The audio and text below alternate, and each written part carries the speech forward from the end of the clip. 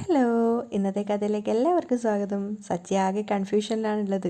കാരണം അച്ഛൻ്റെ അടുത്തും അമ്മയുടെ അടുത്തൊക്കെ വന്നിട്ട് ചോദിക്കുകയാണ് എത്ര മാസം കൊണ്ടാണ് കുഞ്ഞുങ്ങൾ ഉണ്ടാവുക എന്നുള്ളതൊക്കെ.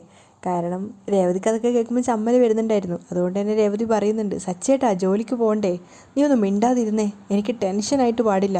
അച്ഛൻ ഈ സുതിപ്പയ്യൻ എപ്പോഴാണ് ഉണ്ടായത്? പിന്നീടുള്ള സംശയം അതായിരുന്നു. ആ സമയത്ത് രവി പറയുന്നുണ്ട്, കല്യാണം കഴിഞ്ഞ് ഒരു 12 മാസമൊക്കെ കഴിഞ്ഞപ്പോഴാണ് നിൻ്റെ അമ്മ സുധിയെ പ്രസവിച്ചത്. 12 മാസമോ? അതിനുശേഷം സുധീൻ്റെ അടുത്ത് വന്ന് ചോദിക്കുന്നുണ്ട്, ഡാ പണം അടിച്ചു മാറ്റി ഓടാനാണോ നീ നേരത്തെ വന്ന് പിറന്നത്? നിനക്ക് വൈകി പിറന്നാൽ പോരായിരുന്നോ? അപ്പം ചന്ദ്ര ഇടപെടുകയാണ്, നിനക്ക് വട്ടായോടാ, ഇവനെ ഏതെങ്കിലും ആശുപത്രി കൊണ്ടിട്. അപ്പോഴേക്കും സച്ചി പറയുന്നുണ്ട്, വട്ടാവാതിരിക്കാനാ ഞാനിപ്പോൾ ചോദിച്ചുകൊണ്ടിരിക്കുന്നത്. അമ്മ ഒന്നും മിണ്ടാതിരിക്കോ? വീണ്ടും രവിയോട് ചോദിക്കുന്നുണ്ട്. അച്ഛാ, അപ്പോൾ ആദ്യത്തെ കുട്ടി പിറക്കാൻ 12 മാസം മതിയല്ലേ? ഷെടാ, എന്താ ഇത്? അയാൾക്ക് അതിശയാവുകയാണ്. അത് കേട്ടിട്ട് രേവതിക്ക് ചിരി വരുന്നുണ്ട്. അപ്പോൾ സച്ചി വീണ്ടും ചോദിക്കുകയാണ്, എല്ലാവർക്കും 12 മാസം കൊണ്ട് തന്നെ പിറക്കുമോ? അതോ അതീ കുറയോ അല്ലേ കൂടുമോ? ആ സമയത്ത് എല്ലാവരും നാണത്തോടെ ചിരിക്കുകയാണ്. അപ്പോൾ ശ്രീ ചോദിക്കുന്നുണ്ട്, ഏട്ടാ ഇതെന്താ ഇങ്ങനെയൊക്കെ വന്ന് ചോദിക്കുന്നേ? അതൊന്നും നിനക്ക് പറഞ്ഞാൽ മനസ്സിലാവില്ല. സച്ചി ആകെ ടെൻഷനിലാണ്. എന്നിട്ട് വീണ്ടും അച്ഛനോട് ചോദിക്കുകയാണ്, കുട്ടി എപ്പോൾ പിറക്കും? കൃത്യമായൊരു ഉത്തരം പറയച്ചാ. സച്ചിക്കാകെ ടെൻഷനാവുകയാണ്. ശരിക്കും ശ്രുതിക്കൊക്കെ ചിരി വരുന്നുണ്ടായിരുന്നു സച്ചിയുടെ ചോദ്യം കേൾക്കുന്ന സമയത്ത്. രേവതിക്കും നാണാവുകയാണ്. അവൾ പറയുന്നുണ്ട്, അയ്യോ മതി, ടൈം ഒരുപാട് പോയി, ഇന്ന് ഓട്ടം ഉണ്ടെന്ന് പറഞ്ഞതല്ലേ. അയ്യോ ഞാനത് മറന്നു എന്ന് പറഞ്ഞുകൊണ്ട് പോകാൻ നോക്കുന്നിടത്ത് വീണ്ടും രവിയോട് ചോദിക്കുന്നുണ്ട്, അല്ലച്ചാ കല്യാണം കഴിഞ്ഞാൽ ശരിക്കും എത്ര മാസം കഴിഞ്ഞാൽ കുട്ടി പോവാൻ നോക്കടാ? രവി അവനെ പിടിച്ച് തള്ളുകയാണ്. സച്ചി നേരെ പോയി വീണത് രേവതിയുടെ മേലെയാണ്. അപ്പോൾ രേവതിക്ക് തട്ടാതിരിക്കാൻ വേണ്ടിയിട്ട് സച്ചി സോറി എന്നൊക്കെ പറയുന്നുണ്ട്. ഞാൻ അറിയാതെ അടിച്ചതാ, വേദനിച്ചോ? കുഴപ്പമില്ല, രേവതി ചിരിച്ചുകൊണ്ട് പറയുന്നുണ്ട്. അപ്പോൾ രവി പറയാണ്, എടാ ഇങ്ങനെ സോറി പറയാൻ മാത്രം ഇവിടെ എന്താ ഉണ്ടായത്? മര്യാദയ്ക്ക് കുളിച്ചിട്ട് ജോലിക്ക് പോകാൻ നോക്ക്. അതിനുശേഷം അടുക്കളയിലേക്കാണ് ആദ്യം കുളിക്കാൻ പോയത്. അങ്ങനെ അവർ പറഞ്ഞത് ഓർമ്മ വന്നിട്ട് തിരിച്ച് വീണ്ടും മുകളിലേക്ക് പോകാൻ വേണ്ടി വരിക. പക്ഷേ ആ സമയത്ത് അവിടെ ശ്രുതി ഉണ്ടായിരുന്നു. അപ്പോൾ നേരെ വന്നിട്ട് ശ്രുതി അവിടെ ഉള്ളതുകൊണ്ട് അവർ മുകളിലേക്ക് കയറാൻ പറ്റുന്നില്ല. അപ്പോൾ ശ്രുതിയെ കളിയാക്കാണ്, 12 മാസം നിൻ്റെ ഭാര്യയോട് മാറി നിൽക്കാൻ പറ, നീ നേരത്തെ വന്ന് പിറന്നതാണ് എല്ലാ പ്രശ്നത്തിനും കാരണം. എന്നിട്ട് നാണത്തോടെ വേഗം മുകളിലേക്ക് ഓടിപ്പോവുകയാണ്. ആ സമയത്ത് ശ്രുതിയോട് ചോദിക്കുന്നുണ്ട്, എന്താ ഇത്? അപ്പം ചന്ദ്രയാണെങ്കിൽ രേവതിയോട് പറയുന്നുണ്ട്, നീ എന്താടി ചിരിച്ചുകൊണ്ട് നിൽക്കുന്നത്? ചെന്ന് ബ്രേക്ക്ഫാസ്റ്റ് ഉണ്ടാക്ക് പോ. ചന്ദ്ര ദേഷ്യത്തോടാണ് പറയുന്നതെങ്കിലും രേവതി ചിരിച്ചുകൊണ്ട് പറയുന്നുണ്ട്, ശരി അമ്മേ, പെട്ടെന്നുണ്ടാക്കാം. എന്നിട്ട് അവൾ അടുക്കളയിലേക്ക് പോവുകയാണ്. രവിയും ശ്രീയും അവിടുന്ന് പോകുന്നുണ്ട്. ആ സമയത്ത് ശ്രുതി ചന്ദ്രയോട് ചോദിക്കുകയാണ്, ആൻറ്റി രേവതിക്ക് എന്താ ഒരു മാറ്റം? അപ്പോൾ ചന്ദ്ര പറയാണ്, നടക്കരുതെന്ന് ആഗ്രഹിച്ചത് നടന്നു എന്ന് തോന്നുന്നു. അപ്പോൾ ശ്രുതി സംശയത്തോടെ ചോദിക്കുകയാണ്, അമ്മേ എന്ത് നടക്കരുതെന്ന് അമ്മ ആഗ്രഹിച്ചത്? അപ്പോൾ ചന്ദ്ര ദേഷ്യത്തോടെ അവനോട് തട്ടിക്കയറുകയാണ്, ശ്രുതി നീ മുറിയിലേക്ക് പോ, ചെല്ല്. അത് കേട്ടതും ചായക്കപ്പും അവിടെ വെച്ചിട്ട് ശ്രുതി മുകളിലേക്ക് പോവുകയാണ്. അപ്പോൾ ചന്ദ്ര ശ്രുതിയോട് പറയുന്നുണ്ട്, ശ്രുതി പെട്ടെന്ന് തന്നെ നിങ്ങൾക്കൊരു കുഞ്ഞ് പിറക്കണം. ശ്രുതി പലതും പറയും, വൈകിപ്പിക്കരുത്. അതാൻറ്റി. ശ്രുതി ആകെ പരിങ്ങലിലാവുകയാണ്. ഒഴിവ് കഴിവൊന്നും പറയണ്ട, ചന്ദ്ര പറയുന്നുണ്ട്. രേവതിയും സച്ചിയും ഇപ്പോൾ പഴയതുപോലെയല്ല. രേവതിക്ക് മുന്നേ നീ ഒരു കുഞ്ഞിന് ജന്മം നൽകിയിരിക്കണം. ശരി ആൻറ്റി. ശ്രുതി മുറിയിലേക്ക് കയറി പോവുകയാണ്. ആ സമയത്താണ് ചന്ദ്രയ്ക്ക് സമാധാനമായത്. സച്ചി കുളി കഴിഞ്ഞ് വന്നിട്ട് ഷർട്ട് തിരയാണ് അലമാരക്കകത്ത്. ആ സമയത്താണ് രേവതി അങ്ങോട്ടേക്ക് വരുന്നത്. അവൾ ചോദിക്കുന്നുണ്ട്, എന്തെടുക്കുക? രേവതിയുടെ ശബ്ദം കേട്ടപ്പോൾ സച്ചി തിരിഞ്ഞ് നോക്കുന്നുണ്ട്. രണ്ടുപേരും പരസ്പരം കണ്ണോട് കണ്ട് നോക്കിയപ്പോൾ രണ്ടുപേർക്കും നാണാവുകയാണ്. ആ സമയത്താണ് സച്ചി ശ്രദ്ധിച്ചത് അവൻ ഷർട്ട് ഇട്ടിട്ടില്ല എന്നുള്ളത്. പെട്ടെന്ന് തന്നെ ആ കുളിച്ചിട്ട് വന്നിട്ടുണ്ടായിരുന്ന തോർത്തെടുത്തിട്ട് അവൻ ദേഹത്ത് ചുറ്റി പൊതിയാണ്. അത് കണ്ടപ്പോൾ രേവതിക്ക് ചിരി വരുന്നുണ്ടായിരുന്നു. ഡ്രസ്സ് എടുക്കുക, ഡ്രസ്സ് അലമാര കാണിച്ചു കൊടുത്തോണ്ട് സച്ചി പറയാണ്. അപ്പോൾ രേവതി പറയുന്നുണ്ട്, ഡ്രസ്സല്ലേ ഞാനിവിടെ എടുത്തു വെച്ചിരിക്കുന്നത്, പിന്നെന്തിനാ ഷെൽഫിൽ നിന്ന് വേറെ എടുക്കുന്നേ? ഇത് പുതിയ ഡ്രസ്സല്ലേ, കാർ ഓടിക്കുമ്പോൾ എന്തിനാ ഇതൊക്കെ? സച്ചി സംശയത്തോടെ ചോദിക്കുകയാണ്. അപ്പം രേവതി ചോദിക്കുകയാണ്, കാർ ഓടിക്കുമ്പോൾ എന്താ പുതിയ ഡ്രസ്സ് ഇട്ടൂടെ? എന്നിട്ട് അവൾ അങ്ങോട്ടേക്ക് വരുമ്പോൾ സച്ചി നാണത്തോടെ പറയുന്നുണ്ട്, അല്ല ഇത്രയും നാൾ ഞാനാണല്ലോ ഡ്രസ്സ് എടുത്ത് വെക്കാറ്, ഇന്ന് നീ എന്തിനാ സെലക്ട് ചെയ്ത് വെച്ചത്? രേവതിയുടെ മുഖത്തേക്ക് നോക്കാൻ സച്ചിക്ക് ചെറിയൊരു ചമ്മലുണ്ടായിരുന്നു. ഇനിയെന്നും ഇങ്ങനെ ആയിരിക്കും. രേവതിയും തല ഉയർത്താതെ നാണത്തോടെ പറയാണ്. അപ്പോൾ സച്ചി ചോദിക്കുന്നുണ്ട്, അപ്പോൾ ഞാൻ ഈ പാൻറ്റും ഷർട്ടും ഇടണമല്ലേ? ഈ പാൻറ്റും ഷർട്ടും നിങ്ങൾക്ക് നല്ല മാച്ചായിരിക്കും. അവൾ അത് രണ്ടും കയ്യിലെടുത്ത് പിടിച്ചുകൊണ്ട് പറയാണ്. നിങ്ങൾക്ക് ഈ കളർ ഇഷ്ടമല്ലേ, പിടിക്കില്ലേ? എനിക്ക് പിടിച്ചതും പിടിക്കാത്തതായിട്ടൊന്നുമില്ല. തുണിക്കടയിൽ പോവും, പാൻറ്റും ഷർട്ടും വേണമെന്ന് പറയും. അപ്പോൾ സെയിൽസ്മാൻ എൻ്റെ സൈസിലുള്ളത് എടുത്തു തരും, ഞാനത് വാങ്ങിച്ചുകൊണ്ട് വരും, അത്ര തന്നെ. അപ്പം രേവതി പുഞ്ചിരിച്ചുകൊണ്ട് പറയാണ്, ഇതിട്ടോളൂ. എന്നിട്ട് അത് സച്ചിക്ക് നേരെ കൊടുക്കുകയാണ്. രണ്ടുപേരുടെയും കൈ പരസ്പരം തമ്മിൽ തട്ടിയപ്പോൾ രണ്ടുപേർക്കും നാണാവുകയാണ്. ആ സമയത്ത് സച്ചി പറയുന്നുണ്ട്, നീ അങ്ങോട്ട് തിരിഞ്ഞു നിൽക്ക്. അതിനുശേഷം സച്ചി രേവതി അങ്ങോട്ട് തിരിഞ്ഞു നിന്ന സമയത്താണ് ഡ്രസ്സ് മാറ്റുന്നത്. അവസാനം ഷർട്ട് ഇടുന്ന സമയത്ത് രേവതി ചോദിക്കുന്നുണ്ട്, കഴിഞ്ഞോ? ഇനി ഇങ്ങോട്ട് തിരിഞ്ഞു നിന്നോ. അങ്ങനെ രേവതി തിരിഞ്ഞു നോക്കുമ്പോൾ കാണുന്നത് സച്ചി ഷർട്ട് ഇട്ടിട്ട് കൈ അങ്ങോട്ട് തെറുത്ത് കയറ്റുകയാണ്. ആ സമയത്ത് രേവതി ചോദിക്കുന്നുണ്ട്, ഏയ് എന്തേ കാണിക്കുന്നത്? അപ്പോൾ സച്ചിക്ക് എന്തു പറ്റി? ഇങ്ങനെയാണോ ഷർട്ടിൻ്റെ കൈ മടക്കി വെക്കണ്ടേ എന്ന് പറഞ്ഞിട്ട് അവൾ സച്ചിയുടെ കൈ ലെവലാക്കി മടക്കി വെച്ച് കൊടുക്കുകയാണ്. ആ സമയത്ത് രണ്ടുപേരും പരസ്പരം നാണത്തോടെ ഇങ്ങനെ മുഖത്തോട് മുഖം നോക്കുന്നുണ്ട്.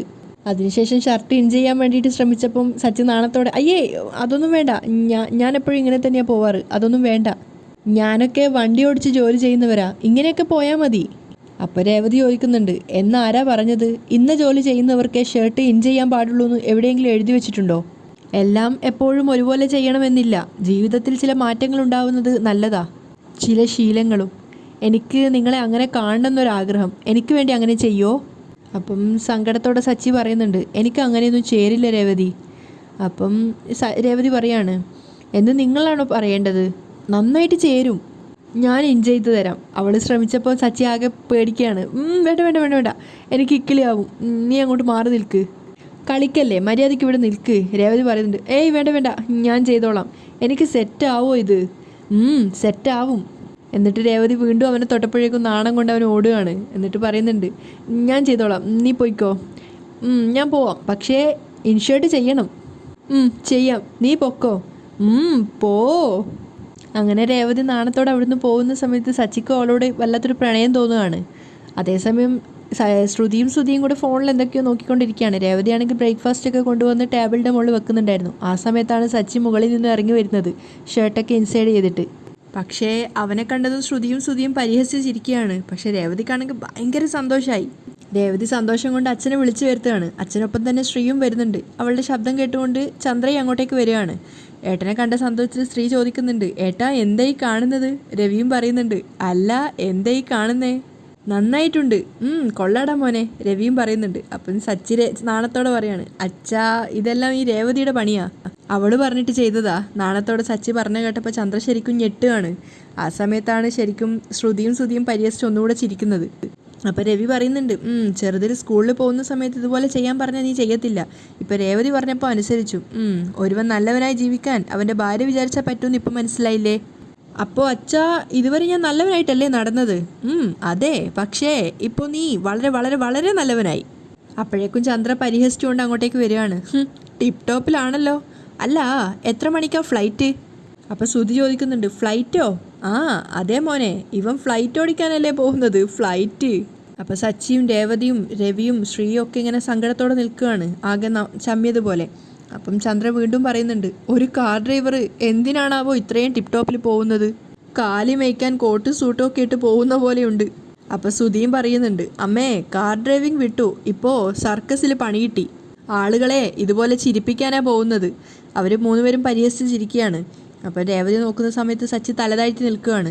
എല്ലാവരോടും തിരിച്ചു പറയുന്ന സച്ചി അങ്ങനെ തലതാഴ്ത്തി നിന്ന് കണ്ടപ്പോൾ രേവതിക്ക് സഹിക്കാൻ പറ്റിയില്ല. അപ്പോൾ അവൾ തിരിച്ച് ശ്രുതിയോട് ചോദിക്കുന്നുണ്ട്, എന്തിനാ നിങ്ങൾ ചിരിക്കുന്നേ? അതിനും മാത്രം ഇവിടെ എന്താ ഉണ്ടായത്? സച്ചിയേട്ടൻ നന്നായിട്ട് ഡ്രസ്സ് ചെയ്തു, അതിനെന്താ കുഴപ്പം?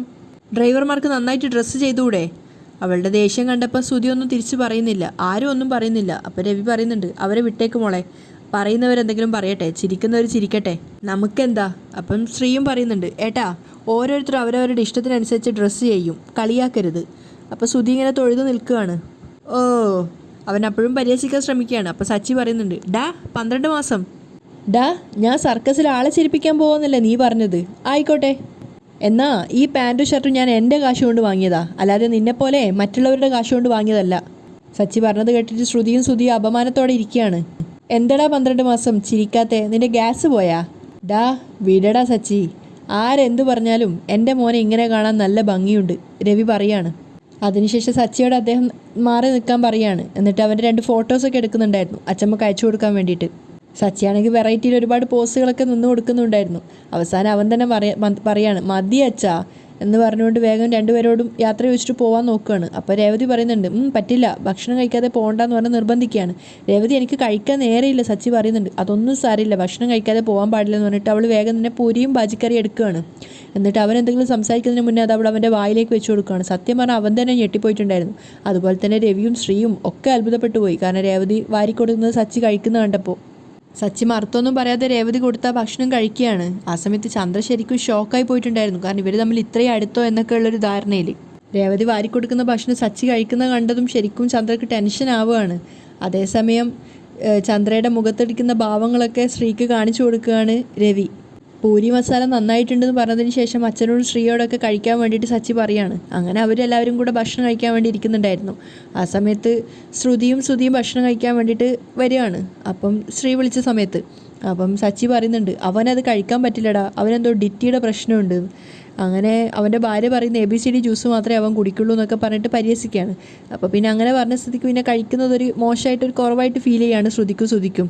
ആ സമയത്ത് ശ്രീ പറഞ്ഞു കൊടുക്കുന്നുണ്ട്, അസിഡിറ്റിയുടെ പ്രോബ്ലമാണ് ഏട്ടാ, അവനെ ജ്യൂസ് കുടിക്കുന്നത് നല്ലത്, അതുകൊണ്ട് അവൻ അത് കഴിച്ചാൽ മതി. ആ സമയത്ത് ചന്ദ്രയും നാണക്കേട് കൊണ്ട് പോവാതെ അവിടെ തന്നെ നിൽക്കുകയാണ്.